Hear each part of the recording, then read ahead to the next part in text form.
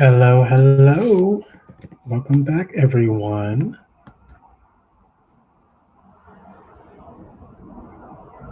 We're going to begin shortly.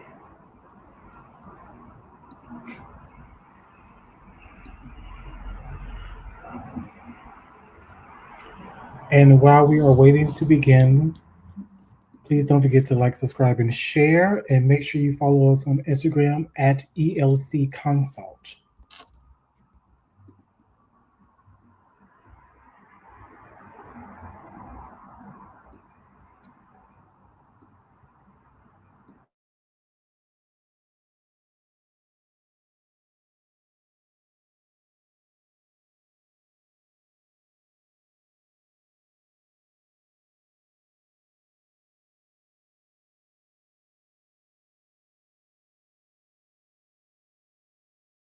All right, there we go. So, hello, everyone. If this is your first time here, I send you a big welcome. If you're back, thank you for coming back. This is part four of the admissions workflow deep dive series. I've done parts one through three, and this is the final part. You just a reminder too. You can watch the replays of all these parts, including this part that I'm about to do right now, via my YouTube channel or via if you go to my website at edwardleeconsulting.com.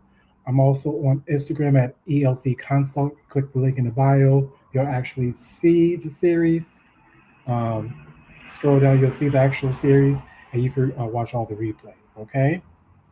So just to go over what we covered so far, we covered referral management and intake systems, getting the initial referral, making the first contact, what that looks like, your referral management, um, understanding how to use the data from your referrals to generate strategy to improve your admissions workflow.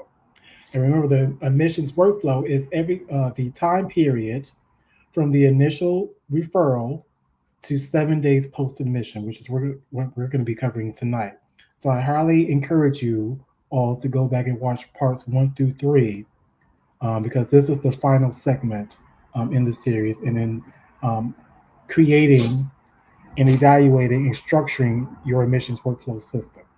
Okay, the admissions workflow system is so important because it is what keeps your census destabilized. Right now, I know it's a lot of facilities all across the nation, not just where I'm at, all across the nation, and they're going through it in terms of trying to keep their doors open, trying to keep profit, especially with everything that's going on with the government and politics. Healthcare is a mess right now. Okay? These tactics that I'm discussing, that I'm teaching, is going to help you build a strong process and protocol system in your admissions workflow where you can retain patients and keep them. Okay. I've been doing this. I've been in healthcare for about 15 years now. I've been in long term support services for 10 years. I have worked as a social service director and admissions director and have done marketing. So, what I'm telling you is this not from a win from the wind or what have you. This is from actual experience. Okay. I just to let you all know, I do have a bachelor's in sociology and anthropology, and I have a master's in healthcare administration. Okay. So tonight we're going to be focused on what happens after the patient gets in. So we got the referral, we've done the screening process. Oh, and let's go over the parts we did. Referral management. So first part, the initial referral, we get the referral, we make contact, we get a little bit more information about them, we send out to the team review. I also taught you in part one about using your referral log to better build and strategize how you do your marketing. Okay, so go back and watch part one because that was a very important tactic I taught you all. Part two, clinical and financial screening, making sure the patient is clinically and financially appropriate for your facility. Okay. Part three, coordinating a seamless move in. So that means that you accept the patient, everything checked out, they're on their way to the facility, they're moving in. You want to make sure the room is clean, medications are there, you have your equipment ready, and you're good to go. Okay.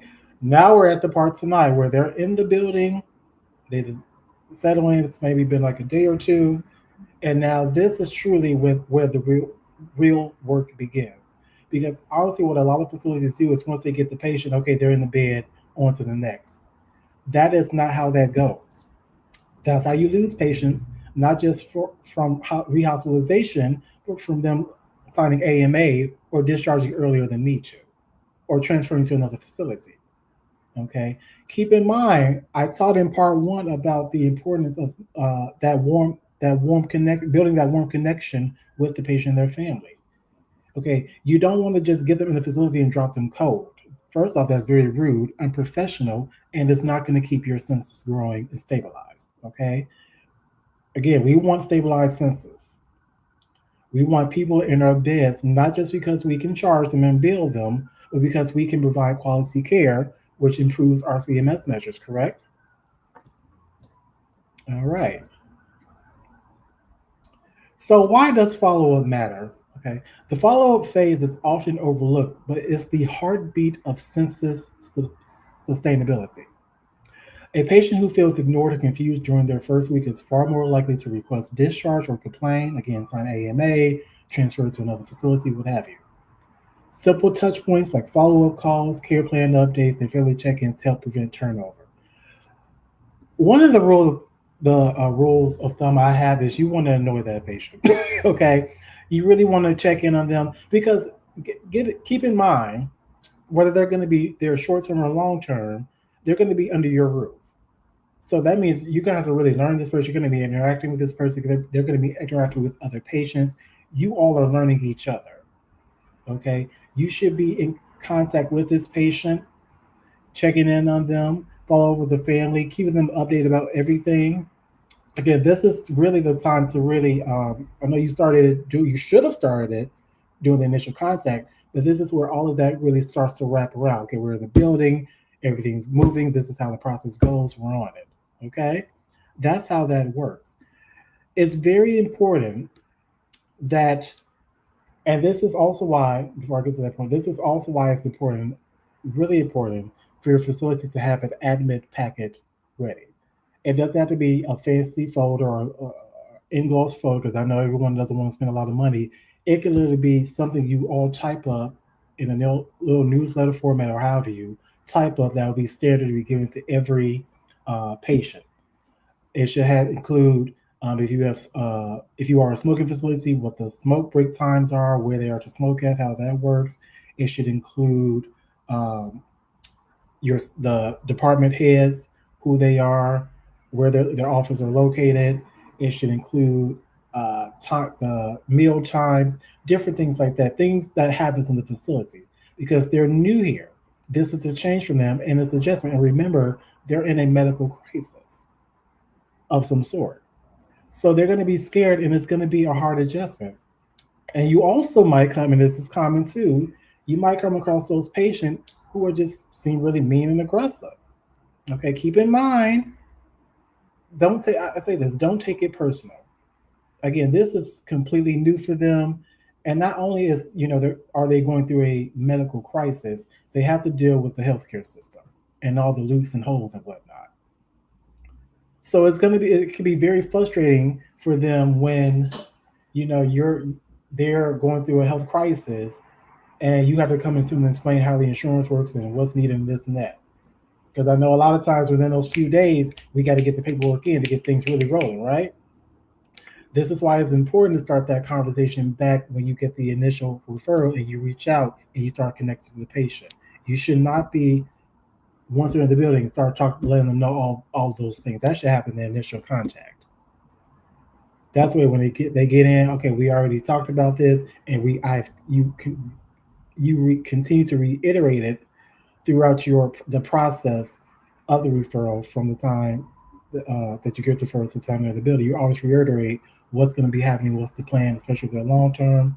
What's going to be needed, what insurance is going to be needed, what paperwork is going to be needed, all of that. Same thing for short term. Confirming do they have a place to discharge to, especially working with managed Medicare plans because they like to cut quickly. Okay, so these are all important things you really want in the first few days. With again, day one is really the first 7 days. is really following up with that patient. Okay. Some of the ways to do that is really easy. Okay. So you can have a simple breakdown of day by day, like day one, it could be the welcome call. Everyone's welcoming them. You check the environment, make sure things set up, get them comfortable, get them adjusted. You might not want to overdo it, but between day 1 and 3, that's when the different department heads and whatnot can come in and introduce themselves. Okay, you definitely want to be doing a check-in on day 3. Okay, okay, day 1, you maybe day 2, you just kind of let them like, okay, maybe feel the ground whatever. I do a check-in every day, but definitely you should be checking in day 3. You want to have nursing and social services checking in day 3. Why nursing? You want to make sure their clinical needs are met. Social services, since we're usually the ones who are over most of the emotional and behavioral needs, that'll be kind of your job, because social services job for the new admits is to help them adjust emotionally and behaviorally and their behaviors. Because remember, they're undergoing a medical crisis, or they're at the point they're coming in from long term care where they have to age in place. So they're leaving all that they know and all that they could do, and now they're coming to facilities. So this is complete change for us. So social services, you really all should be looking at their emotional and behavioral needs and any changes in that, because it would be expected. Of course, there's a big change in your life, whether you're going to be here short term, you're still going to be away from home. If you're long term, you're never going back home. That's a really big emotional change to go through. Nursing, of course, they're there for medical care. So you need to make sure they're comfortable, they're not in any pain, um, all of that, making sure that they're getting their medications on time. Do they have any issues with medication? Making sure the doctors are seeing them or will see them, and keeping them informed about that. Making sure the appointments have been scheduled and that the transportation is set up, because the last thing you want is be missed appointments. Again, the patient is new. So really everything has to be perfect. Everything has to be perfect. And in part 3, I taught you how to make everything perfect. So go back and watch that video, okay? Okay. Usually by day 5, you should be having the care plan meeting and the family update. So care plan meeting, the rule of thumb, it should be within 2 to 4 days. I know sometimes if you're understaffed or there's a lot of admissions, it could be delayed a day or two. But that care plan meeting definitely should be happening within the first week. You want to get right on it, get the family in there, um, get all the ID team in there, and you lay it out. You say, okay, this is what's clinically is going on with you. This is the plan of care we have for you. You want to address any concerns that the family might bring up, and they're going to bring up a lot of concerns because, again, this is the first time that they're going through this in some cases. So they're going to have a lot of questions. So I always say for the first care plan, always plan for it to go a little bit longer. Usually, I know for the quarterly ones, we try to keep it 15 to 20 minutes. For the first care plan, especially with the new admits, try to just aim for 30 to 40. It's probably going to be 30, 40 minutes. Might be less if everything, but again, you want to make this patient comfortable. Okay? You want to make sure they're they feel like they're being heard and they're not just being brushed off, because that is where a lot of facilities make the biggest mistake.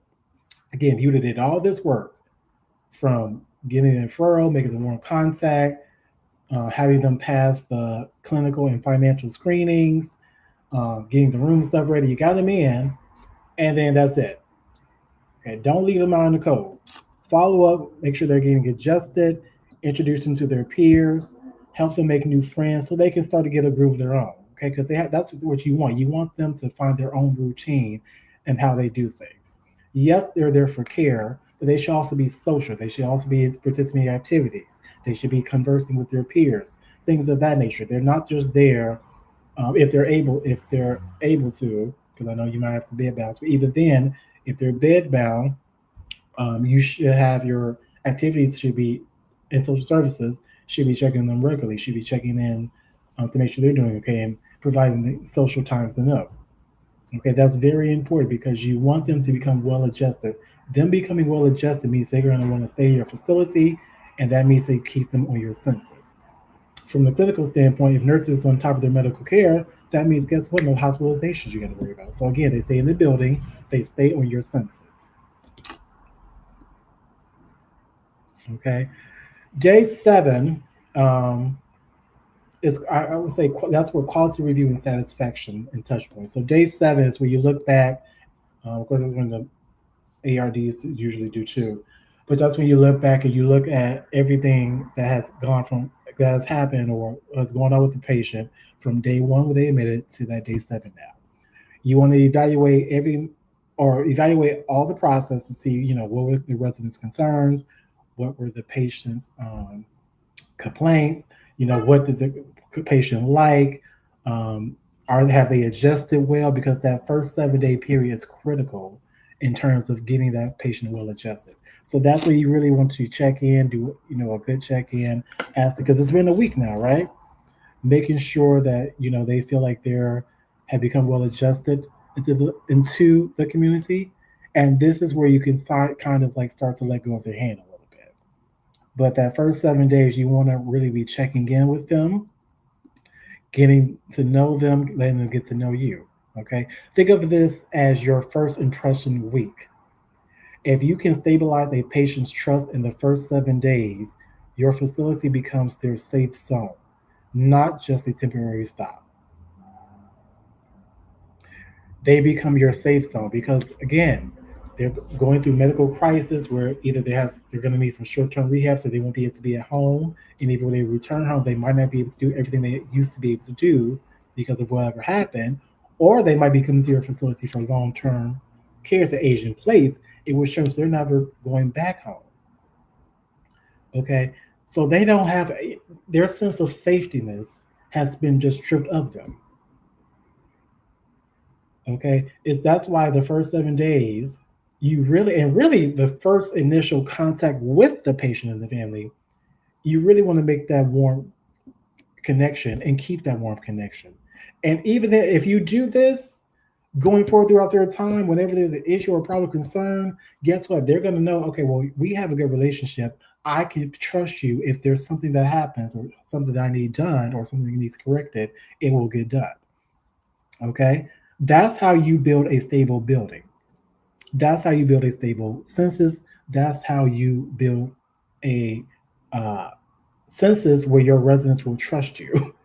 Okay, because things are going to happen, things are going to need fixing, things are going to need correcting. That's just life, that's just human error, that's how it is.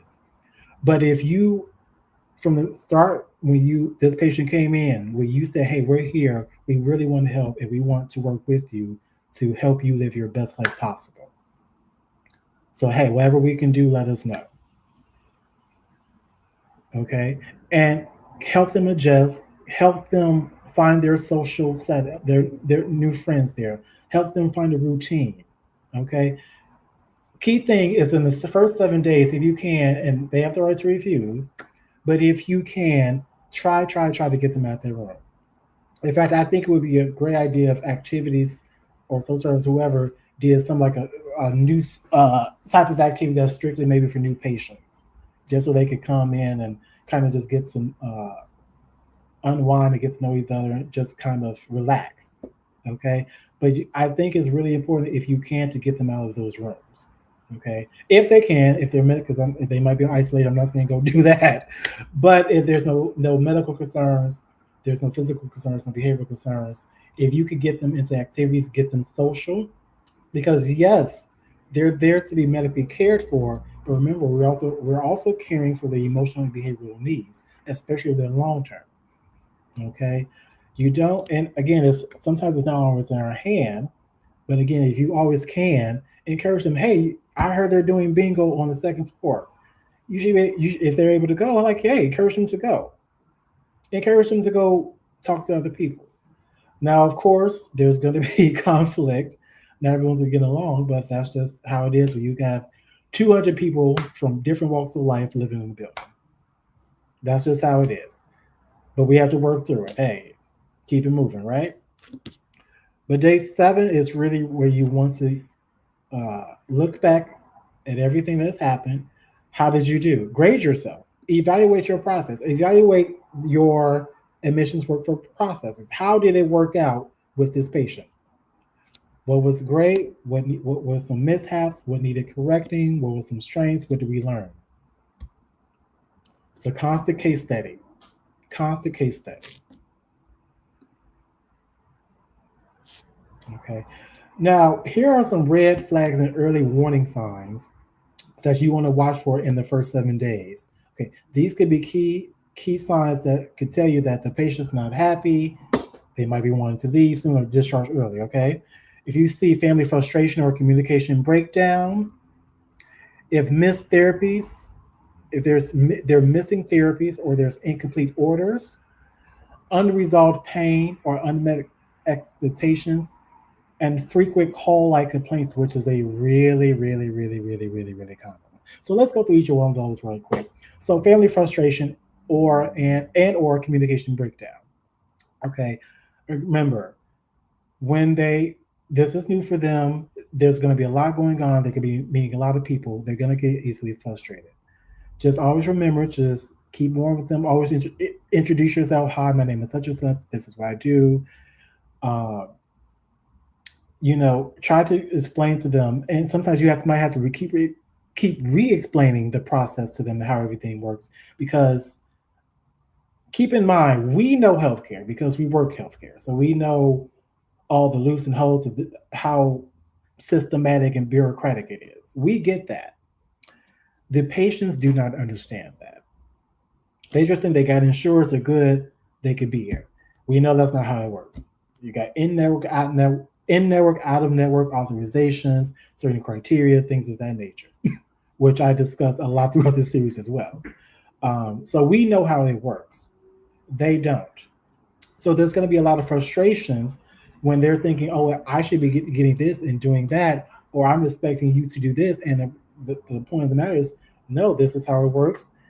And in terms of clinically, like, maybe you were expecting us to, unfortunately, pull a miracle, but this is the actual truth of the matter with your condition. I'm not saying say something like that, but we do get those families who think that 95-year-old uh, grandma, she either failed and broke her hip. It's probably, and I'm not saying this to be on mic, but it's probably she's a elderly age. She's a older woman, 95 years old. She's gonna have a rough recovery. So she might not, whatever she was doing before, she might not be up to that part once doing throughout recovery. And that could be a hard pill to swallow for a lot of patients, no matter for a lot of families, no matter how aged the patient may be. This is someone's loved one. Think about it. We've all, if you've ever experienced losing a loved one, whether it be from old age or whatever, think about how you always. I think we always think that they're going to be around forever, although we know that's not true. I see that when I meet with these patients, when I do meet with these patients, when I have these conversations with these patients, and there's a way to do it, but it's you let them vent, because a lot of it too is just them venting. They're not angry at you. They're not angry at the facility. They're just frustrated with everything that's happening. So sometimes they just need to vent. It's been many times they've come in my office. They might have been going on, yeah, you're not doing this, and you all not doing that. Come to my office, they sit down, they breathe, they relax, we can talking, and they just let it all out. Especially with the family members, because a lot of them are going through their own health crisis sometimes. Sometimes they're there with their mom who just had a stroke, but they might be dealing with cancer, or they might have a sick child, or they might have a child who has special needs. So now they're being pulled in so many different directions. So that's where you really have to have compassion. So if you find that they're have unrealistic expectations, they're always frustrated, keep in mind this might not be personal, and you might need to handle a different way. Instead of going in so business, you might have to bring out that human side, like, hey, I really want to talk to you because this is a stressful time. Your mother just had a stroke. You're the main one in charge. You're running everything. How are you doing? Sometimes that's the only thing you need to do is ask that question. How are you doing? Sometimes that's because if you're, especially if you're working with a family member who, or family members who are basically been the primary care providers for the patient, or if the patient themselves were the primary support of the family, that could be really hard. That's really hard to deal with because it's an adjustment. Either someone's taking on a lot of work, or someone's in the sense of how they see it, they're losing their sense of self, and that's an emotional and that's an emotional term, emotional and mental anguish to deal with. So a lot of times where you can really fight those unrealistic expectations, the constant family frustrations and complaints, come at it with compassion. Okay, miscommunication. You should always make sure. So with when I say what you all should be doing, sorry, is during morning meeting you should be discussing with the new admins. Okay, they should be discussed for the first 7 days at least. They should be discussed during those 7 days. I know at least they should be discussed during those 7 days. Okay, everyone should be on the court about what's going to go with the patient, what the concerns are, what's going to be the response to the patient, because you shouldn't have one department or one person telling the patient and the family one thing and another person telling them the other thing. Okay, so you want to make sure everyone's in one accord. If something comes up, if something happens, make sure you communicate to the family and to each other. Everyone should be in communication about what's going on. Because once miscommunication starts happens, that's where the trust starts to dwindle. It can become really, really hard to get it back then. Okay. Missed therapies and incomplete orders, making sure your therapy team is getting in there doing the evals right away. Um, Making sure the patients are getting, if they need help or assistance getting to their therapy appointments.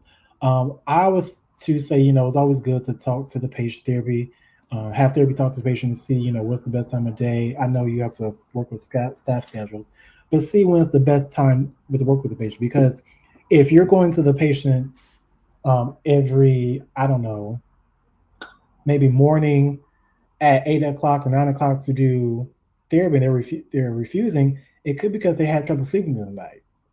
So maybe you need to talk to Thursday about like, hey, they're having trouble sleeping through the night. Can you do a med review? In the meantime, maybe push their therapies in the afternoon where they'll be awake and alert, and they'll actually want to participate. Because as you all know, since so many missed therapies are like, well, okay, well, they get cut. Well, if it's just a simple matter of adjusting to the schedule, which I'm not saying it's going to always be easy, but 9,010, there's workarounds with this. I've seen it before. I've done it before. I've simply, the example I gave you was that they usually be up at night, they have trouble sleeping. Or it could depend, especially dialysis patients.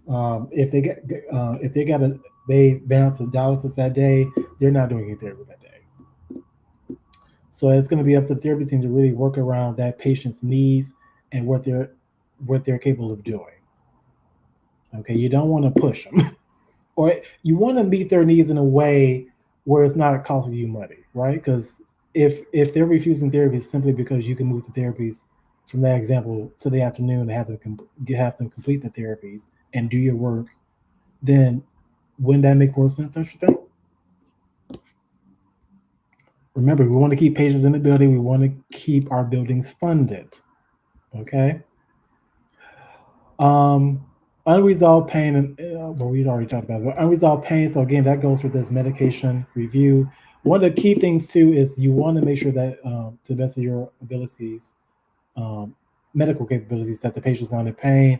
I often refer to patients who have chronic pain issues. You should be looking to palliative care for them. They are a great support system, um, depending on the condition, of course, but they're a really great support system when it comes to pain management.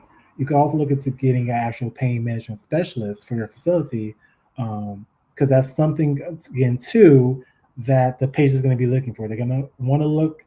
They're going to look for you to be able to manage their pain because they don't want to be in pain. No one wants to be in pain, and believe it or not, that can be a common complaint as to why they have to go to the hospital all the time, or why they want to transfer out or sign AMA because they feel like you're doing nothing. Okay. Again, when it comes to chronic conditions where there's nothing you can do about the pain, again, there's only so much you can do. That you continue to have those education sessions. Well, again, there's also some resources like a pain management specialist or a palliative care if they're appropriate for that service that could assist them and maybe not getting rid of the pain, but at least getting them through to being able to deal with it where they can be somewhat comfortable. Okay.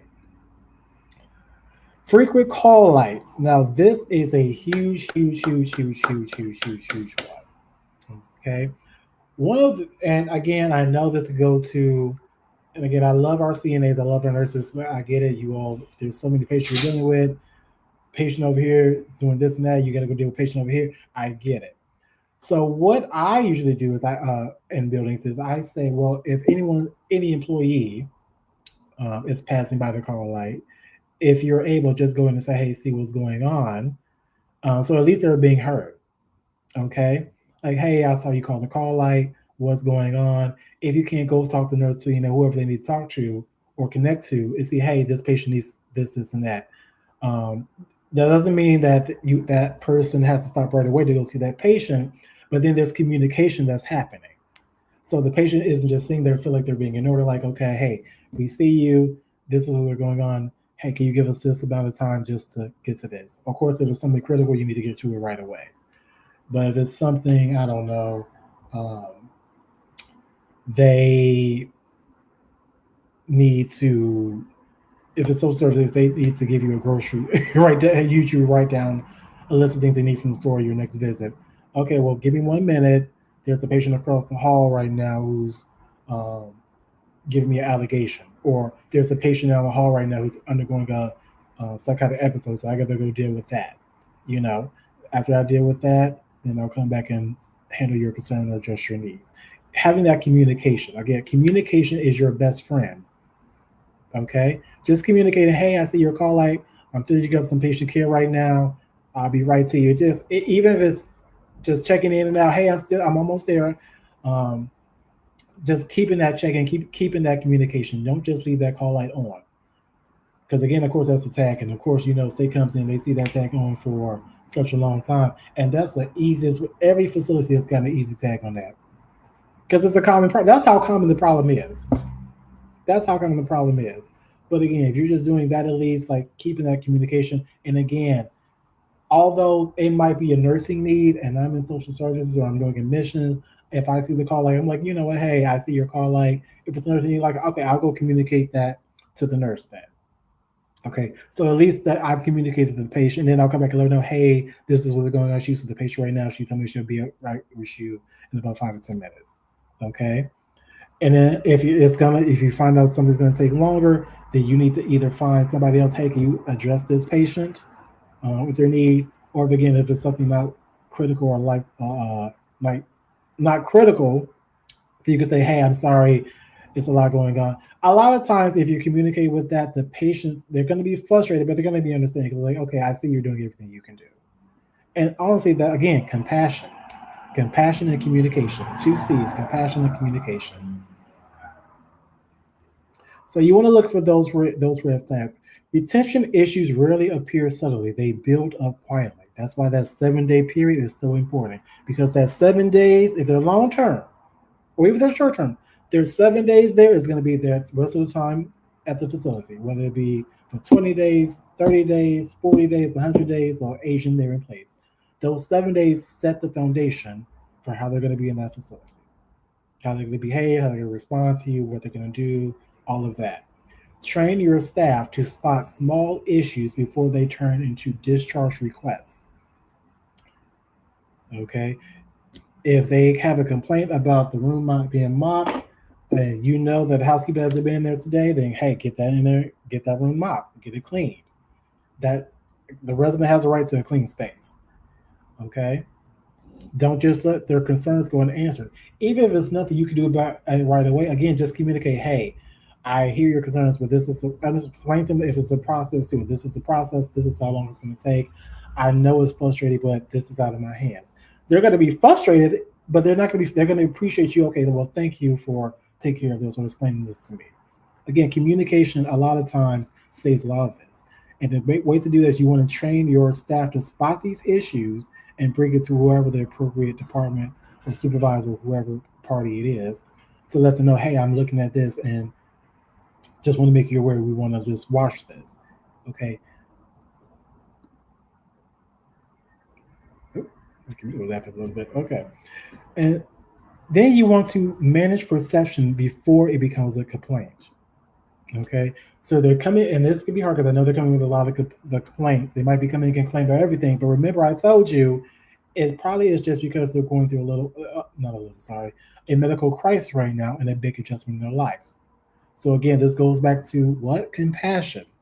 Honestly, the 7 days the 7 days from day one that they get there to the day seven post discharge is just about you honestly showering them with love and support. Okay, again, and I know I keep sounding like a broken record, but because again I don't see this, and this is why I'm doing this series, particularly with this part broken down like this, is because once the patient gets to the facility, it's like everyone forgets about that patient, and then that patient starts to socially isolate himself, or they're they don't have any support through their adjustment. Okay, the family gets frustrated because this is all new to them. It's scary. They thought, again, we work in healthcare, we know how it works. They thought one thing, they're getting into the system, they're saying it's a whole battlefield. So this is where compassion really goes a long way. Okay, and then finally, you got them in the building. You're getting them adjusted. You're handling their concerns. You're listening to what they have to say. You had a care plan meeting. Plan of care is in place. They're adjusting well, or you're in the process of getting them well adjusted. This is where you want to do a quality and experience audit. This is where it's really good to get a survey from that resident. And even if it's going to be a bad one, because again, this is a way you're going to know, okay, well, these are going to be your complaints and concerns. So we want to make sure we stay ahead of them so they don't get to the point where we're getting, you want to discharge or you claim state on us. So this day seven, after everything's done, you just in morning meeting on day seven, you discuss this patient, how they adjusted. Now you're doing a quality experience audit. You're surveying the family, you're surveying the patient, you're following up with staff like, hey, how was everything? How was this new admission? What were the strengths? What were the weaknesses? Remember, the whole admissions workflow process, the thing I told you, leave it in part one and throughout all the parts is all about data analysis. It's all about data analysts. All these processes and protocols and steps and tips and tricks and logs and templates that I gave you to put in place is a way for you to get the data, analyze it, and then use it as a strategy to better market for your facility. That's how you keep patients in your building. That's how you keep them in your building. You get them in and you keep them. You make money. You reduce your hospitalizations. You reduce your early discharges. You reduce AMAs. You reduce facility transfers. This is how you do it. It's a streamlined process from the initial time of the referral to day seven. That is how you build, you run an admissions workflow system that builds your census. Okay, pretty simple overall, but that's how you do it. That's how you do it, and everything that you go through, again, it's all data. You're looking at the data, you're constantly analyzing, you're picking up with your strengths, with your weaknesses, you're enhancing your strengths, you're fixing your weaknesses, and the business grows. Okay. So if you enjoyed this, thank you again. Thank you all for coming. If you enjoyed this, please make sure you like, subscribe, and share. You can watch parts 1 through 4. This is part 4. You can watch parts 1 through 4 on my YouTube, Edward Lee Consulting. You can also go to my website, edwardleeconsulting.com, and you can find me on Instagram. Please follow me there at elcconsult.com. I will be back, of course, with wonderful, great information to help keep our buildings running, to keep our patients happy, to keep our care going. So I look forward to seeing you all soon. Thank you.